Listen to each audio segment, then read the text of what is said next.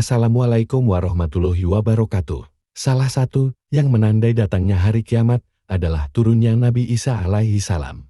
Allah Subhanahu wa Ta'ala mengutus Nabi Isa alaihi salam turun ke bumi untuk membunuh Dajjal. Terdapat beberapa riwayat yang mengabarkan tentang turunnya Nabi Isa alaihi salam dengan tujuan melenyapkan Dajjal dari muka bumi saat hari kiamat tiba. Abu Hurairah radhiyallahu anhu meriwayatkan bahwa Nabi Shallallahu alaihi wasallam bersabda, ketika mempersiapkan diri untuk berperang, kaum muslim meluruskan saf pada saat iqamah dikumandangkan. Turunlah Isa bin Maryam. Terdapat riwayat lain disebutkan tentangnya misi turunnya Nabi Isa alaihi salam ke muka bumi kelak. Mujami bin Jariyah radhiyallahu anhu meriwayatkan bahwa Rasulullah Shallallahu alaihi wasallam bersabda, Ibu Maryam putra Maryam akan membunuh Dajjal di gerbang Lut. Hadis riwayat Tirmidzi. Namun, kenapa Allah Subhanahu wa Ta'ala memilih Nabi Isa alaihi salam dari sekian banyaknya nabi untuk membunuh Dajjal? 3 alasan Nabi Isa alaihi salam diutus untuk membunuh Dajjal. Alasan mengapa Nabi Isa alaihi salam yang diutus untuk membunuh Dajjal hanyalah Allah Subhanahu wa Ta'ala yang tahu. Namun, apabila ditelusuri lagi, ada beberapa ayat dalam Al-Quran yang dapat menjelaskan dengan beberapa alasan yang mendasarinya. 1. Pembuktian pada kaum Yahudi. Alasan pertama mengapa Nabi Isa alaihi salam diutus Allah Subhanahu wa Ta'ala untuk membunuh Dajjal disebut sebagai pembuktian pada kaum Yahudi yang berkeyakinan Nabi Isa alaihi salam sudah terbunuh. Hal ini sesuai dengan Al-Quran Surah An-Nisa ayat 159. Artinya, tidak ada seorang pun di antara ahlul kitab kecuali beriman kepadanya Isa menjelang kematiannya. Pada hari kiamat dia Isa akan menjadi saksi mereka. Hal ini menyanggah tuduhan bahwa Nabi Isa alaihi salam telah wafat sebab disalib oleh kaum Yahudi. Sementara itu, Allah Subhanahu wa Ta'ala menegaskan dalam firman-Nya bahwa Nabi Isa alaihi salam telah diangkat ke langit sebelum kaum Yahudi membunuhnya. Kaum Yahudi yang ditakdirkan oleh Allah Subhanahu wa Ta'ala tidak akan pernah menang melawan Islam pun akan bernasib demikian sampai menjelang hari kiamat. Hingga muncullah Dajjal dengan tipu dayanya dan membuat kaum tersebut membaiatnya. Kaum Yahudi menjadikan Dajjal sebagai pemimpin mereka. Bahkan, mereka akan menjadi bala tentara Dajjal demi membalas dendam terhadap kaum muslimin.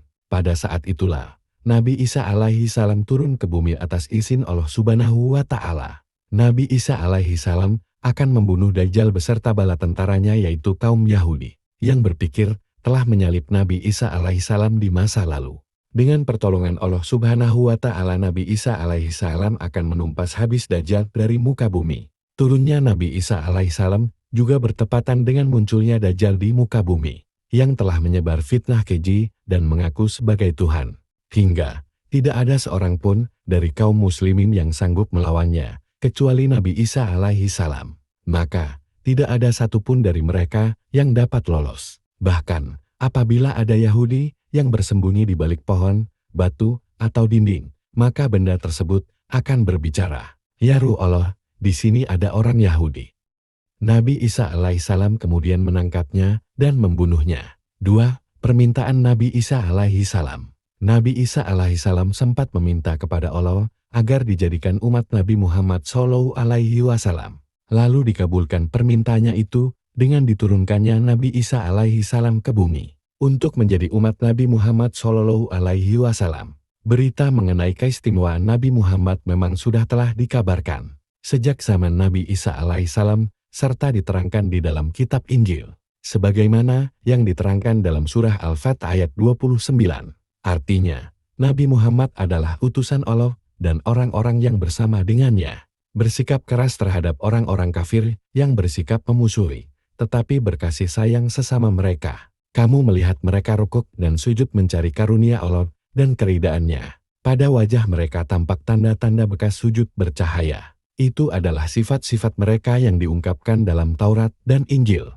3. Untuk dikembalikan ke tanah. Alasan selanjutnya, Nabi Isa alaihissalam akan dikembalikan ke bumi sesuai kodrat manusia yang tercipta dari tanah. Hal tersebut sebagaimana yang dijelaskan pada surah Toha ayat 55 yang artinya, dari bumi tanah kami menciptakan kamu, dan kepadanya kami akan mengembalikan kamu, dan daripadanya pula kami akan mengeluarkan kamu pada kali yang lain. Nabi Isa alaihissalam diturunkan ke bumi juga menandakan bahwa ajalnya akan tiba. Setelah wafat, Nabi Isa alaihissalam akan dimakamkan di tanah suci, lalu dibangkitkan kembali bersama manusia lain di hari kebangkitan.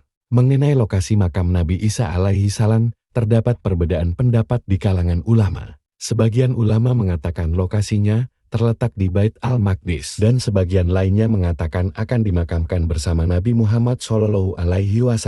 Wallahu a'lam bishawab. Wassalamualaikum warahmatullahi wabarakatuh.